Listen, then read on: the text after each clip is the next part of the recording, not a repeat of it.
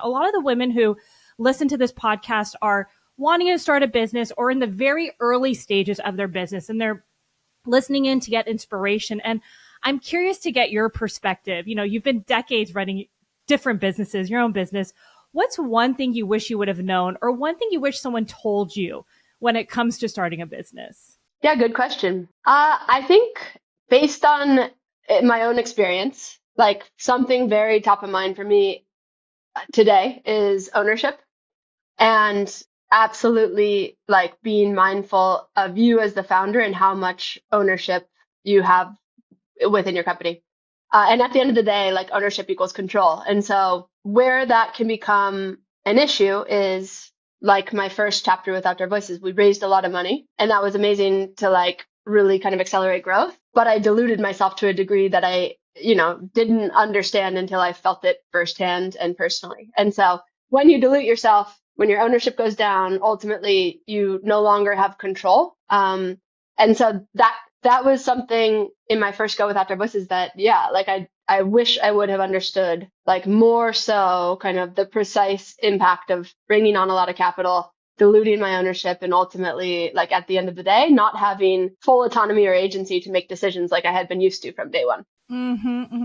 And I appreciate you sharing that, because I feel like, the first go around with Outdoor Voices, that was the thing to do. It's like, if you weren't raising money and growing, it's like, what are you even building, So hopefully the conversation is changing a little bit in terms of like focusing on profitability, sustainable growth. But I appreciate you saying that, because a lot of people, when they start a business, are like, how am I going to raise money? That's the first thing they start questioning. And they don't realize that the more you raise, the more you can dilute yourself, and you start a business to have the freedom and independence to bring your ideas to life. So I would imagine that would have been so difficult to be in that position, which I'm sure we'll talk about all day today.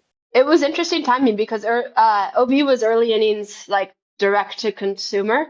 And I almost look back at that 10-year kind of first go at direct to consumer venture funded model. And like, there's not a lot of evidence that was a model that worked for most companies. Like at the end of the day, like a lot of companies that were part of kind of that 10 years, like still are having issues with the potential to exit, or like, what do we do next? We've raised all this capital. So that was just an interesting 10-year kind of experiment, I'd say, that I'm very grateful from a model perspective, like the consumer and kind of business landscape has evolved kind of out of.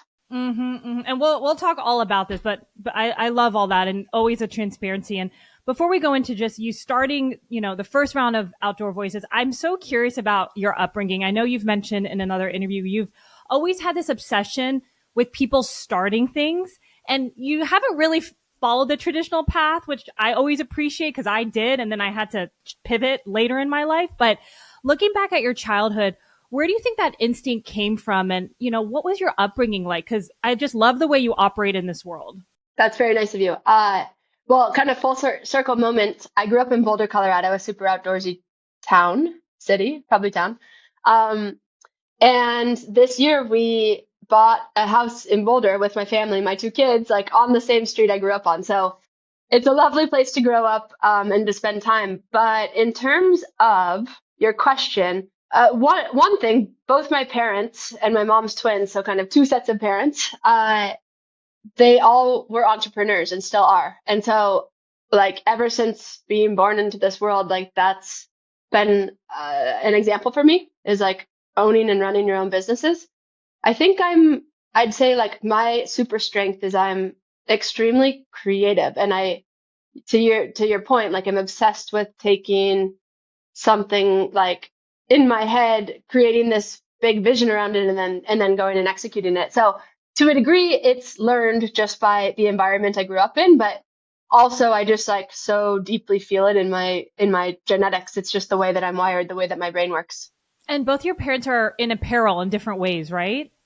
Yeah, well, growing up, yeah. So my mom and aunt had started a company in the lifestyle kind of apparel resort wear world called Fresh Produce. Think like matching bright colored muumuus with fish print for like the mom and the kid. Anyway, it was a blast. So Fresh Produce, very kind of like high color kind of resort wear. They ran it for 30 years. It was a very successful business. They no longer like have Fresh Produce, but we were obviously like very much in that world. They'd bribe us to be the models, etc. So it's funny because like having grown up in apparel, I was like, I don't want to be in apparel. Like inventory sizing, that just seems like, difficult, which it is. But pretty funny that I then kind of became someone who was a CEO of an apparel brand.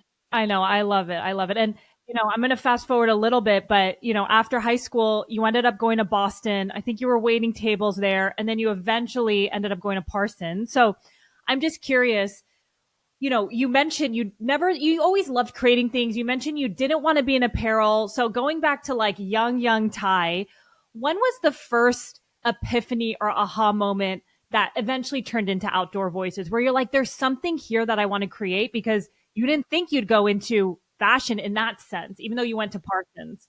Yeah, I think ahead of Boston, like in Boulder, I was always a kid that did a lot of activities. And so, like basketball, track, cross country, my obsession was horses. In fact, junior year of high school, took a semester off and went to Germany and was the groom for the World Cup Oh, with fun. horses. So, like, more than hobbies, just like activities were things that I just loved spending time doing. And so, I grew up in Boulder, very outdoorsy, had all these activities I was doing. When I graduated high school, wasn't sure that like the traditional university path was for me, so took a beat, which meant taking a year off.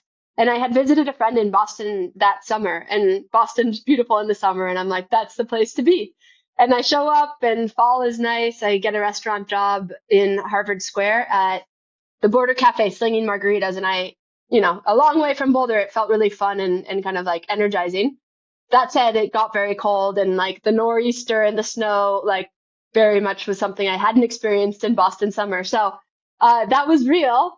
And then I started to be attracted to this idea of going to New York City. And so I went to Parsons, explored it. It felt like the right place to go to school. And so ultimately took a year off and then went to Parsons in New York City for a design and management degree, which was, I think in its early innings, like 2 years old, where it's a business degree where you take courses at Columbia through the business school and then design classes through Parsons. But really that's where the inspiration hit for Outdoor Voices. As I got to New York, as I started being in art school, noticed I was not like exercising, didn't have teammates, coaches, practice to like inspire me or the mountains and nature. And like mentally and physically was just like, I do not feel like myself. And so a number of years like into school, I started to kind of have this kernel of an idea of an activewear brand, starting with like clothes that I wanted to like wear that were comfortable to sweat in, but didn't look like I was like trying to be superhuman or like super fast athlete, right? Like I'm wearing fashionable, tasteful clothes at art school. Like I want activewear that is comfortable to sweat in, but looks more like me today. So it was kind of two part. Like myself, I had a pain point where I wasn't exercising in the same way that I had before, and then I didn't have the clothes for it. So those combined into really this vision to build the number one recreation brand with kind of the differentiation being around like you don't have to be an athlete, but rather let's build this brand that inspires people to move on a daily basis and frees fitness from performance. I love it. And I know, I have two questions kind of going back to your time in Boston. I didn't know that you took kind of a year to figure things out. And I went to school in Boston. So I know the summers and fall are like Yes. amazing. Winters, you're like, what, how do people live here? Like it's so cold, but you're taking that time to really reflect on what you wanted to do. Did you ever have that pressure, whether it's from your parents or yourself of like, I don't know what I'm doing? Or are you just a very present person of, I'll figure it out. I'm enjoying myself. I'm with my friend. Like, what was your mentality back then? It's interesting to kind of tune back into that. I certainly like there was anxiety not knowing kind of like what the right path was for me. So it wasn't like a non-anxious time. I'm like personally like very determined and like quite disciplined and just like a go-getter. So that it didn't concern me that I like wouldn't figure it out, but like it required some time to like connect the dots. And like oftentimes I'm not a very patient person. And so I wanted those dots to connect more obviously and quickly. But to just like get out of Boulder and like grow up a little and like, like really kind of start to know who I was as a young adult, like that then kind of everything like unfolded from there.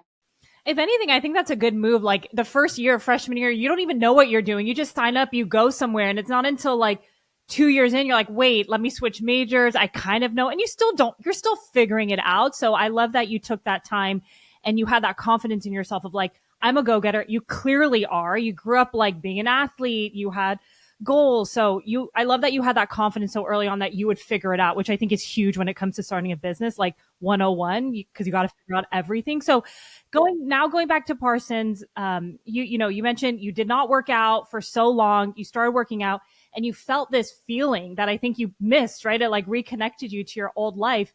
And what I find so interesting with Outdoor Voices, if I got this correctly, I've interviewed like hundreds of women on this podcast. The way you've approached the business is kind of different from others in terms of like you felt this feeling and then that inspired you to think about the product versus like the opposite of like, oh, I have this idea. Let me create this product. Let's see what happens and pivot and whatnot. Can you kind of explain the way you approached it? Because I do think it's quite unique. Like it's more about the feeling and, I'm sure you can describe it better. I do know that like OV became this just like vessel of inspiration where like people would, be attracted to this very clear mission to like be inspired to move. Like, yes, movement's the antidote to a lot of negativity in the world, both mentally and physically. So like, that's always how I viewed OV. And then like at the core, we make the uniform for doing things. And I think our approach to product was different than what you'd see with activewear brands. Like we're designing kind of like your core closet that these pieces can work across a variety of different activities. But yeah, to me, like what I've always been inspired by or interested in is just like this commitment to do things. We call it doing things, and maximize happiness through movement. And so the way that we activated product, I'd say, was most differentiated or significant. And often like what people kind of coming into the brand would experience first is like the activation and the engagement and the enthusiasm around these various activities and this doing things. And then they'd, drill a little deeper and be like, oh my God, and the product's amazing too. Yes. That's probably a better said in terms of like you had these activations, you were known for these run clubs. So many people would come. It's like this feeling that they were a part of. And then they really got to understand your brand and your product and the story behind there. So I think that is so unique. Even to this day, but you were probably one of the first to really do that. So you're in school, you're young in New York. It's not like you have all this money to start a company. What's the first step that you take to even figure out what fabrics to use? Like, how do you begin to educate yourself? Because yes, you went to Parsons, but you were a business major and, I don't think at the time you were so it's very different. So what were the first steps that you took to figure all that out? And kind of to your first question, like it did start with product for me.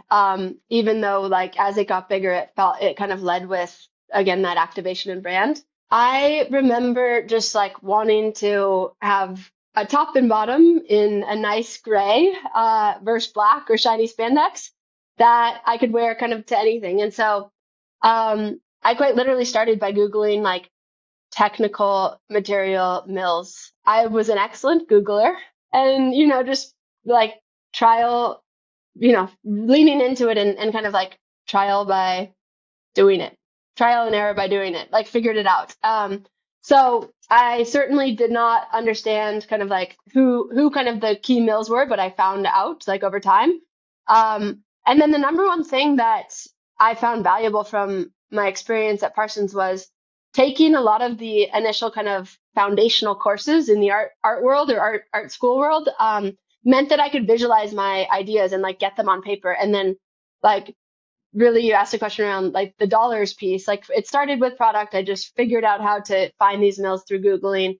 And then I started to put kind of this concept for the brand, et cetera, on paper and like get it in front of investors. And similarly, like I didn't have an investor list, but there's a lot that you can find online and like you can see who the best investors are. And that's very simply what I started to do. I love that you said just even Googling, because now we have ChatGPT, which is like a whole other lever of Google. But so many people ask me like, how do you even know where to get started? I'm like, the internet, like you can figure anything out. Whatever you want to do, you can figure it out. And I love that that was your best friend. And I know, starting or creating your first samples wasn't even easy. Like how many, I guess, I don't know, are they called mills, like manufacturing places? Did you even have to knock on doors, cold call. Like, can you kind of walk us through that time frame? Because I think a lot of people are like, oh, she just figured it out. She's in Parsons, but it didn't necessarily work like that to get that first sample.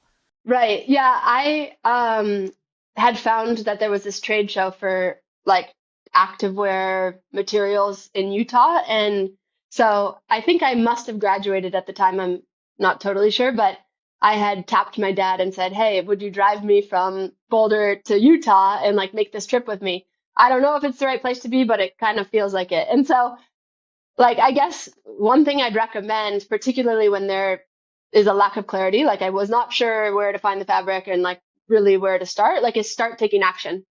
So like action ultimately is what reduces the anxiety and allows you to like test into and learn and make adjustments. And so that's what I did. It turns out I met this guy, Stefan Novak, who worked with one of the most significant mills out of Taiwan called Eclot. And he was lovely. Like he didn't have to take me seriously. Like I don't know that I would have. But he, in fact, yesterday he wrote to me, so it's quite funny. But he was the first person that I described like the material I was looking for.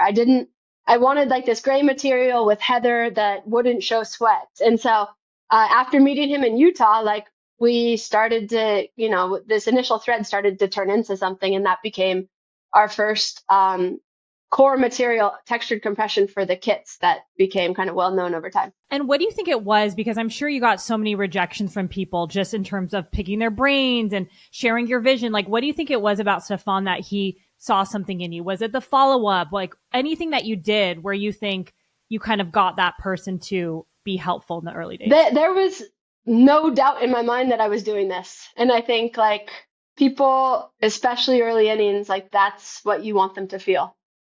There was no doubt. I'm doing this. I'm in it. Like this is going. So that kind of across the board in looking back, like was really kind of how I got into places that, potentially wouldn't even bat an eye or consider.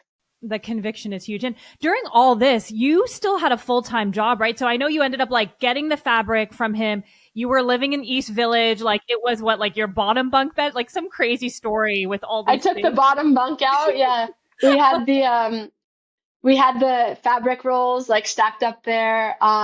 It was pretty funny. Tiny little room in the East Village. That's where Obi started. Yeah. And you were still working, right? What was your full-time job at the time? Like this was still like a side thing that you were figuring out. I did a lot. I had so much fun. I worked at these kind of in like a fancy catering gig throughout school, and I loved it. I worked in this incubator called Launch Collective that kind of had four parts. They worked with fashion brands, but they had kind of a finance and modeling part, a marketing part, a production and supply chain part, and then what was the product, obviously. So there were kind of four parts in this incubation. So I just got to like have exposure to a lot of startup type fashion brands and understand kind of what they went through. And then I went deeper into working directly with one of those brands, a gal named Kaylin. She had her own kind of namesake brand, and I was essentially her go-to person. So I just like, I really kind of set myself up to like have max exposure to a lot, and then like, be able to kind of almost through osmosis, like learn things that potentially would be valuable to me over time.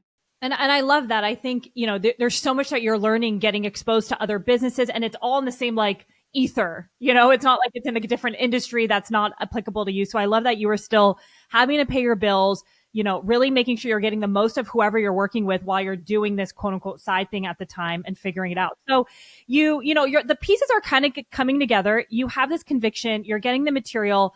I know you eventually found a manufacturer. I'm kind of fast forwarding. I was actually laughing. You shared a story where you found someone in New York and like you started running in the samples and it wasn't like stretchy and you were trying to figure out like, yeah, that stuff happens. And then you ended up finding a manufacturer that was able to kind of do what you were looking for. Is that? Yeah, I mean, it's definitely not rocket science, like making a pair of leggings, but it's not easy either, like I found out. And so, yeah, there's like so many details that go into making a legging work with your body and like through sweat and movement. And so I found out all the ways that that didn't work before finding out the way it did. It's funny because yeah, the first product was made in New York in a little factory in the garment district called Sunshine, or yeah, something like Sunshine. And then like very quickly after, I had gotten it in front of the J. Crew team. Actually, I think they saw us at a store in the UK and placed a $500,000 order, like our like massive. I didn't have the money to, fund that. And so that became our biggest, like, oh my God, are we gonna make it? And I flew to the West Coast, rented a couch from a kid in Venice, and every day was from Venice into El Monte, where the larger production facility was for this order, like back and forth, back and forth, back and forth, making sure every detail was perfect. We ended up factoring at the time to like pull that off from a cash perspective, but that was, yeah, like the two-piece kind of samples were made in New York, and then pretty quickly we were in LA, kind of in the slightly larger production format. And you getting into those boutiques, you did a trade show? Is that how you initially kind of got into some smaller boutiques starting out? Yeah, similar to the mill or material trade show, we ended up going to Vegas and like starting to show our initial samples. And so Garb Store was this quite cool store in the UK that initially like brought the product in. We had a handful of those that were just like early believers, and then from there, yeah, the J. Crew thing happened, and we kept kind of, getting bigger and bigger. From there. So you mentioned you funded that through factoring. When did you start really thinking, okay, this is getting serious? This J. Crew order is like the largest in the history of your business at the time. When did you start pitching investors? When did that happen? Simultaneously? It must have been kind of like right after that, because I was back in New York. We would have seen through that initial delivery, and then, as I said, I had like spent time compiling kind of interesting people to get in front of, and I think with that J. Crew, yeah, like purchase, it was, a great kind of momentum builder to go start to have conversations. And I want to highlight two things, and I'm curious to get your thoughts about this time. I think you kept your Parsons email when you're reaching out to investors. So I'd love to hear why. But then when you started getting the calls with investors and getting in front of them, they weren't really resonating, but you had a very unconventional approach, which I'm like, this is brilliant. Like if there is a will, there's a way. So I'd love to kind of hear your story around, the first time investors. Yeah, 100%. So I definitely used my Parsons.edu address as long as I possibly could, and found that when I'd reach out with .edu and ask for advice, that was essentially how I got into these people, like these various investors' rooms to pitch them. And certainly, like, and rightfully so, those first conversations were all like, no, like, what is this? And I used all of those conversations obviously to like fine tune and present better. And so like was a sponge in terms of how do I learn to get to a yes? And I started to. I was mostly pitching to guys. Obviously, like I made this product for myself. And so I started sending these kits to the wives of these investors ahead of time. And that's when we really started to get yeses. We'd convert those no's into yeses, because the wives would be like, "Oh my God, I love this. Yes, I love it." And then it was so much of an easier sell.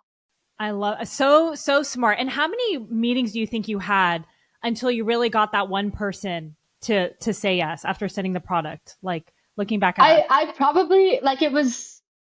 I think I've quoted 70 in the past. I don't know. Like that's kind of a fun number.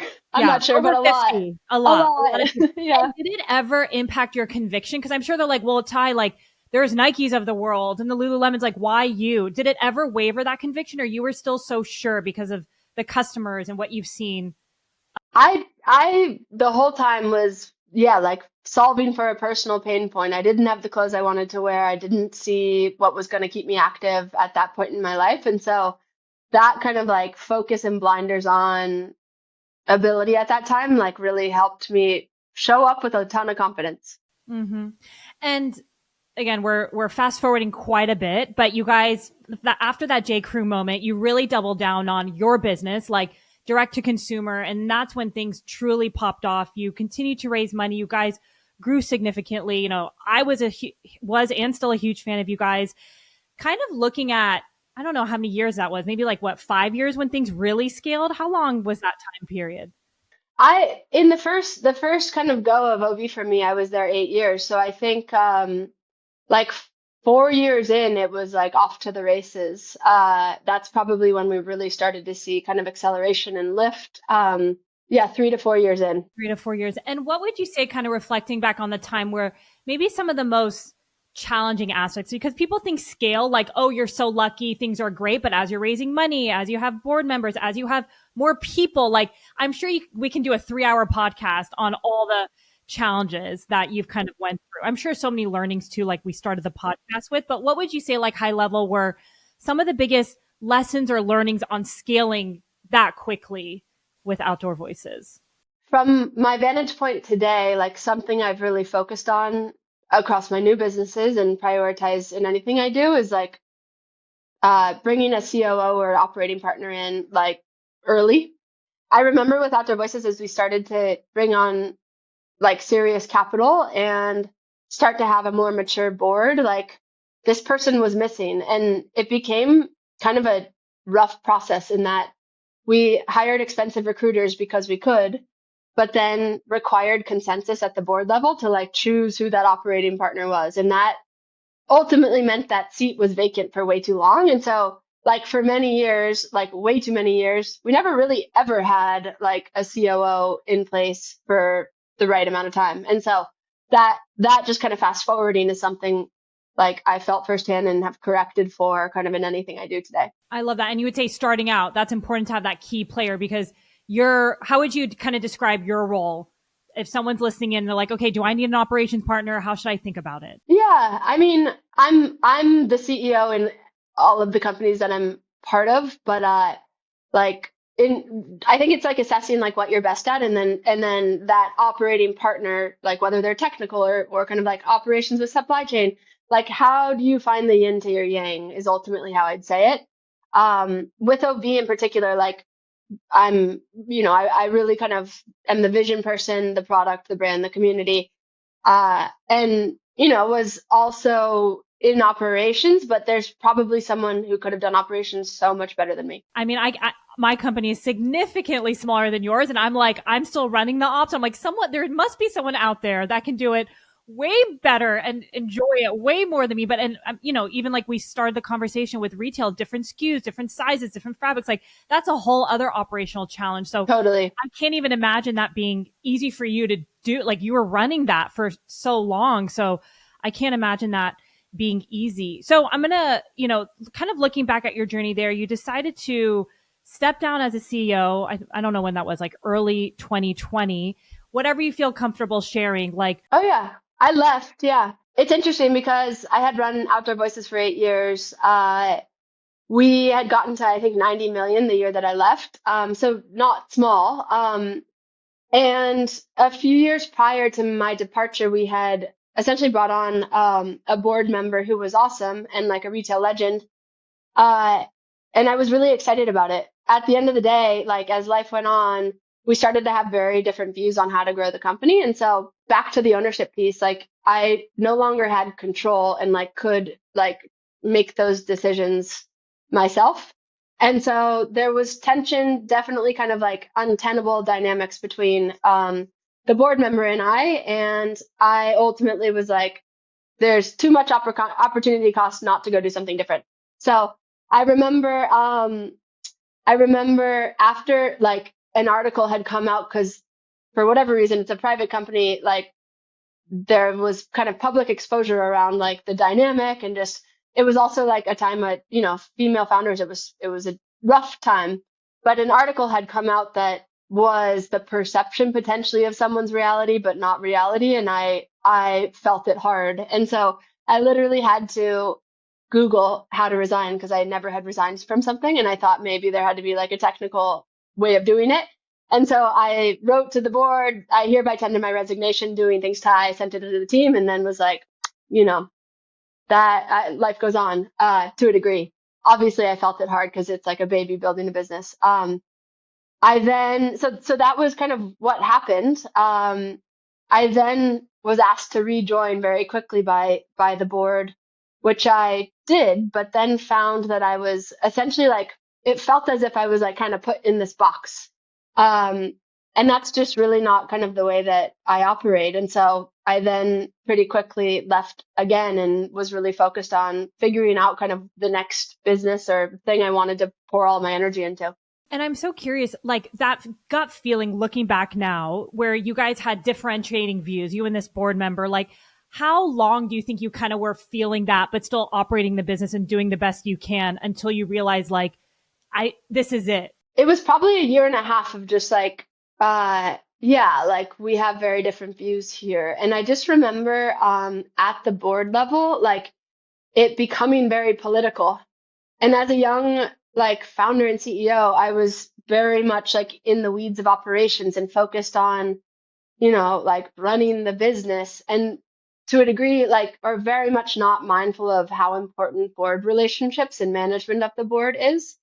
Um, that's certainly something like I didn't know how to do and wasn't like conscious of being a huge aspect of the CEO's role.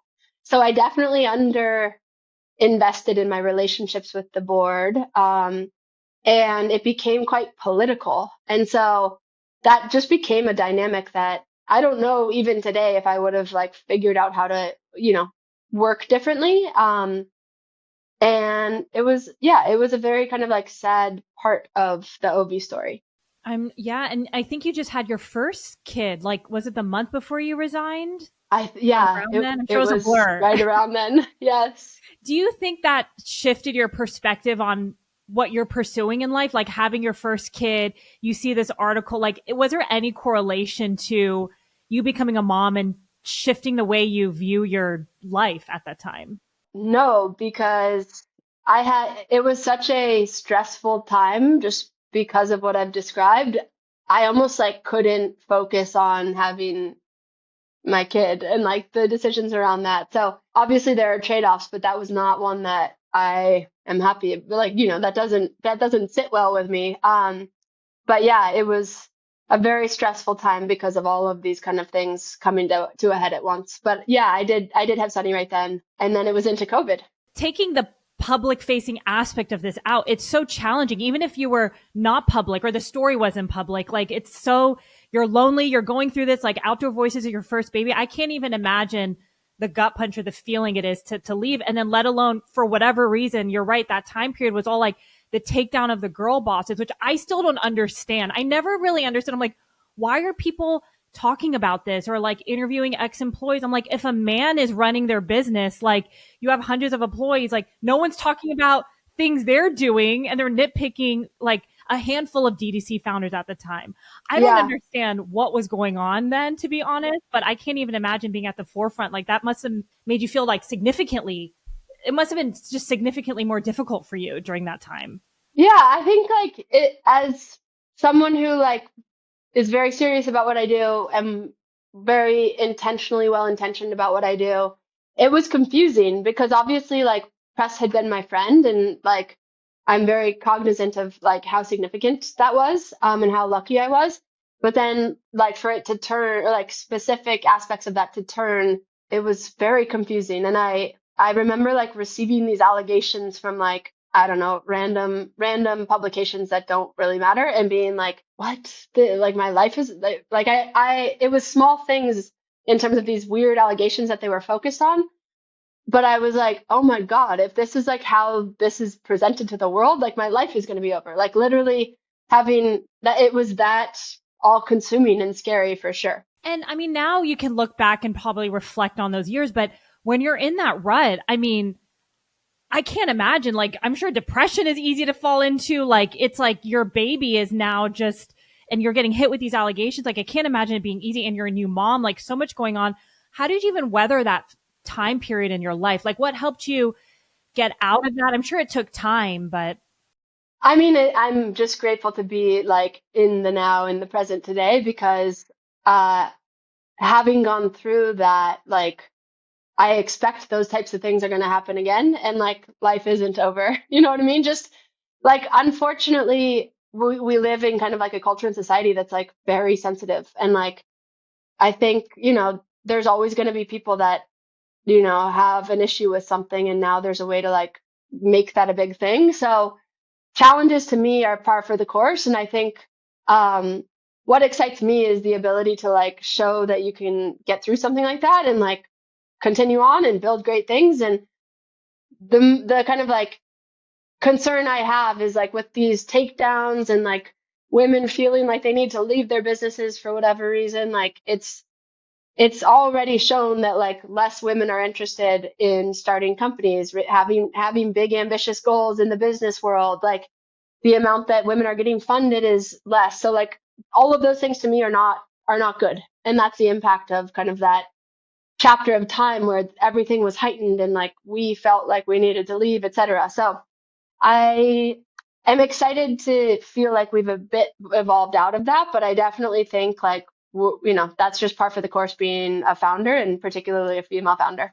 It's so interesting. I want to just underscore that because what you just saying, like, challenges are just part of the course. Of course, there's different levels of that, but I have friends also who they've been sued. They've had employees turn on them that they've helped and helped their families. And they're just like, and it's a personal hit, and then you hear these stories and I'm like, how does it feel? Like you said, they're like, listen, now I'm a stronger person. This shit will happen. And I think it's important to talk about these challenges because I don't want women to start businesses and they hit their first challenge or like, oh, this is it. Kind of like what you're saying. It's like, let's kind of normalize that when you're running a business and when you get to a certain scale, you have another level of challenges that are going to come and people are going to come after you one way or another. Even if you're not public, I've kind of heard the behind the scenes of like this happened. And I'm like, shit, man, but good to know. Good to know. Yeah. Business is a bitch. It's hard. It is. Totally. And if you're ever in it, you're like, okay, I'm not the only one. So I appreciate you just sharing and being so open about it. And, you mentioned it's so important for you to be like a role model in terms of like, you can return, you can continue your life. Like it's not the end of everything. You started 2 other businesses and I feel like we need another podcast to probably even dig into all of that, but I love it. Tell me more about kind of the inspiration because you didn't start 1, you started 2 in like a very small time frame. Yeah, I'll give you kind of a quick just into the now. So after Outdoor Voices, I just, took a little bit of time to consider what would be next. What felt obvious to me is like still playing in this recreation world, which again is like just natural to who I am. And so I had been drinking a lot of Red Bull while running Outdoor Voices and then clicked into the ingredients and was like, this is not a recipe for longevity in the long run. Like there's got to be a better plant-based caffeine and alternative to Red Bull. So I worked with a team of scientists out of Austin to essentially find this caffeine. It's called Amity Max. And that's how Joggy Organic Energy was born. And Joggy's amazing. You guys should try it. But as I started to think about going to market with a brand, I had this idea for what my business is now, 2IB, Try Your Best. And it's essentially like a fan engagement or community rewards channel that gives brands a direct line to incentivize their closest fans for taking valuable action. And it's really a channel or tool that I wish I had at Outdoor Voices. And so TYB was a direct reaction essentially to what worked and what didn't in a lot of ways with the model of Outdoor Voices and knowing like at my core that there are certainly people who are obsessed with a brand. And if you can find a way to motivate them to like share with their friends and contribute and kind of buy everything that you do, that could be a really strong kind of like initial way to build a business. And so Joggy and then TYB and TYB is really my main thing now. We've raised about $25 million and we're off to the races. So that's the walk up there.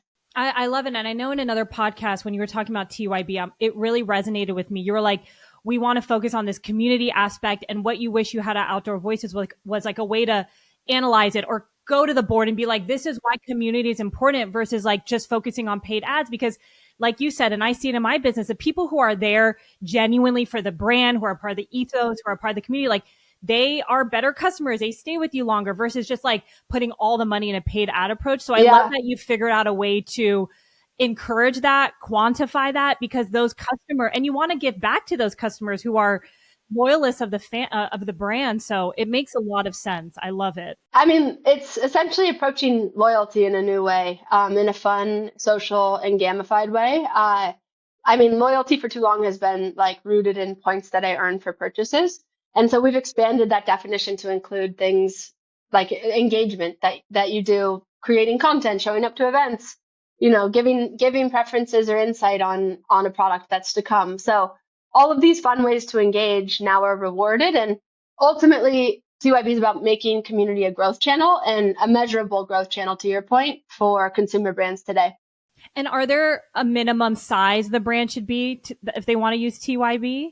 Yeah, I mean, the best brands on platform right now are like over 10 million on Shopify. So there's like, you know, they have a customer base and people who want to engage. The platform's becoming more and more valuable to kind of from zero opportunities as we get over like a million and a million and a half users. It's high value users on the platform. It's one portal into all your rewards and relationships from your favorite brands. And so this will be truly a growth channel in that like you can acquire new customers here. It is now, but more increasingly effective for from zero brands as life goes on. I'm sure you got to start somewhere. I'm excited. I'm excited to share that with a few people. I love the concept. And just kind of thinking like you obviously jumped into, it's all within the same ethos, like of your life and what you want. So it's not so out there, but they're different industries. Like you're starting a tech company and also an energy brand. You kind of going through your first phase of Outdoor Voices, did that ever impact your confidence or building again? Because like you not only like you didn't do clothing right afterwards, you went to a completely different space. Was your confidence ever knocked in any way or? I think for sure to some degree, but it definitely didn't stop me from like again like putting pen to paper and like starting from zero and taking the next step and like all of that kind of compounds into the next thing. And so like action I think ultimately was like the medicine for me. And then like I know I can do it. I know I can figure it out. And I think like proving that in a way like through these new businesses was just the obvious like antidote for me or answer for me. Yeah. And even earlier in the podcast, you said the same thing. Like whenever, even with starting Outdoor Voices, your first product, like when you don't know something, taking that first step, it will build the clarity. So I'm sure after Outdoor Voices, it was more of a, all right, what's next? And you just kind of followed your interest, took that first step because so many people kind of get paralyzed in that moment and they don't take the step and then nothing happens. But clarity comes through action. And it honestly, I should probably put that on my wall because sometimes I need the reminder.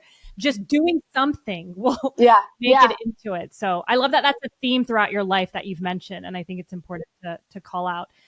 And so let's just end with, you know, funny enough with before this interview, you announced that you're back to Outdoor Voices. Like tell us the capacity. I know you mentioned, you know, they wanted you back. It didn't work. You left. So how has an environment changed and what is getting you excited about this? Despite you still being full time on TYB, you said like that's the main focus. Yeah. Right? Yeah. TYB and Joggy are the businesses that I've built since. And I had the opportunity to consider re-engaging with new owners. And I did a year ago. So I stepped back into Outdoor Voices a year ago as a founder, as a co-owner, as a partner. And it's been so much fun to work on the product and the brand and essentially what OV should look and feel like 5 years later. And so I announced that this week. I think a little overwhelmed still just by the response, like pretty incredible and just lucky how much OV has meant to people. And yeah, so the collection launches next week and it's been off to the races. But for me, TYB, Joggy, and OV are very synergistic. For instance, we launched OV's community on TYB yesterday. And then Joggy, we have Joggy green colorways and Joggy's essentially sold on OV's site. So all of it's world building to me. It sounds like there's, you know, like there's a lot going on, which there is. But to me, I can see kind of how all of them work together and it's just straight out of my head. I love it. And you know, I'm so curious and I hate the word balance. I don't like that, but I look at you and I'm like, I love that you are the CEO of these multiple businesses. You have, you know, you're an engaged mom with 2 young kids. How do you think about time management? Like, what does the behind the scenes look like as someone who's like that? You know, I hope to be in that position one day. I'm trying to manage this one business. She has a few, she has kids. Like, what do we need to know about running a life like that supports you to show up in all these different ways? It certainly is hardcore, but like, I wouldn't have it any other way. I'm just extremely good at prioritization and like constantly bubbling up like the number one thing that needs my attention. And that could be kind of across, anything I'm doing. That's pretty simply how I think about it. And I'm conscious of how ambitious I am and have just like made an effort to really prioritize integration with kids, and it's just the way I am. So I don't see them as separate things. Like they're very much integrated, and I really focus on like what gets my attention and like what fills those first three spots of like a priority kind of list, let's say. And you look at that every day, kind of reprioritizing that top one or two things? I think it's not even like it's just like it's like a practice. Like it's just I'm really good at bubbling up the most important thing to focus on right now. And I'd say that for me is a superpower. Yeah, I think so. I think because like you could waste hours doing bullshit stuff, which is so easy when you're a CEO. Like there's so many details you can easily get pulled into, but if you're able to be like, that's not worth it. I'm going to focus on what's actually going to move the business, the one priority, like so much can happen. So I love that that's already part of your brain, because I think a lot of people still need to build that muscle. And you mentioned also earlier on, like one thing you did starting these businesses was find an operations partner. Do you think having the right team has also been helpful in your success running all these businesses? Oh yeah. I have an amazing COO at 2IB who's been with me 3.5 years, almost since the beginning. And then similarly with Joggy and now LV. And so, and then, that the COO helping recruit the team, like I'm so involved in it, but having that partner is really crucial. Yeah. Yeah. Cause you were a solo founder with Outdoor Voices. That's right. Mm-hmm. Yeah. But whether it's a co-founder or just having the right partner, whether, the operations person or someone, it's still nice to kind of like jive off them and have someone that's in it with you, I would imagine. Yeah. I did have one of my friends from Parsons was kind of an early co-founder with me, but ended like he was not part of it pretty quickly. But finding kind of the complementary skill set is just crucial. You're not going to do it solo. Yeah, that's true. Oh my gosh, Ty. Well, thank you so much for joining. I feel like we covered so much, the most we could cover in an hour of your whole life. But, I'm so excited for you this next phase. Love all your businesses. I'm already on the wait list for Outdoor Voices, so can't wait to get my gear there. But Cool. so fun having you. Thanks for joining us. Thank you for the time.